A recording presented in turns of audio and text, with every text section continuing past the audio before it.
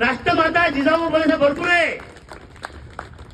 आता दुसरे एक व्यक्तिमत्व आहे, एक समाजसुधारक आहे, स्वामी विवेकानंद. त्याला आपण नरेंद्र या नावाने सुद्धा आपण समजतो. लक्षात ठेवा.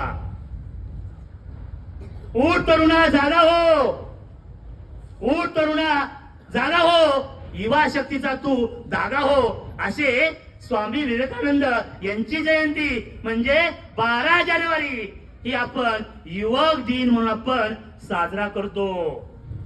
आणि भारत देशामध्ये 51% हे युवक आहे. म्हणूनच भारत देशाला युवकांचा देश म्हणून संबोधलं जातं.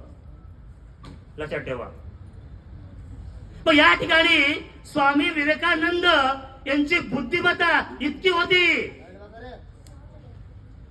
की ते बुद्धिमत्तेच्या जोरावर अनेक खंड यांनी वाचून काढले. ज्यावेळेस ते खंड वाचून काढत होते, पुस्तक वाचत होते, पुस्तकाचं पान फाडायचे, पुस्तकाचं पान फाडायचे, पान. आणि पुस्तकाचं पान फाडल्यानंतर त्यांना कधी विचारा हे पान कुठलंय, कोणतं वाक्य. एवढी मोठी बौद्धिक क्षमता या स्वामी विवेकानंदच्या बुद्धीमध्ये होती. लक्षात.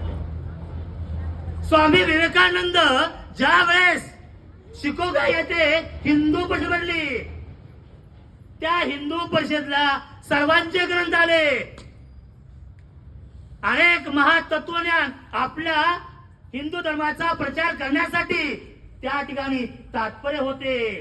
आणि सर्वात शेवटला आपल्या भारताचा ग्रंथ सर्वात शेवटला ठेवला. लक्षात ठेवा.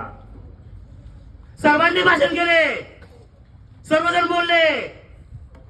ज्यावेळेस स्वामी विवेकानंदचं भाषणाला उभा राहिले, स्वामी विवेकानंदनी एकच शब्द काढला, माझे बंधू आणि भगिनींनो, हे शब्द काढला. सर्वांना वाजवल्या, इतके जण बोलले. पण असं व्यक्तिमत्व कुणीच बोलले नव्हते. त्यामुळे सर्वांनी त्यांच्या जोरदार टाळ्या वाजवून त्यांचं स्वागत केलं. कारण की माझ्या इथे बसलेले सर्वजण माझे बंधू आणि बहिणी आहेत.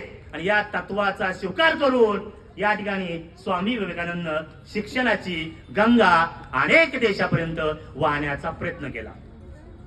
त्यावेळेस तिथल्या एका लेडीजला स्वामी विवेकानंदचं भाषण इतकं आवडलं की ते म्हणले की मला सुद्धा तुमच्या सारखा मुलगा पाहिजे. स्वामी विवेकानंदला विनंती केली की मला सुद्धा तुमच्या सारखा मुलगा पाहिजे.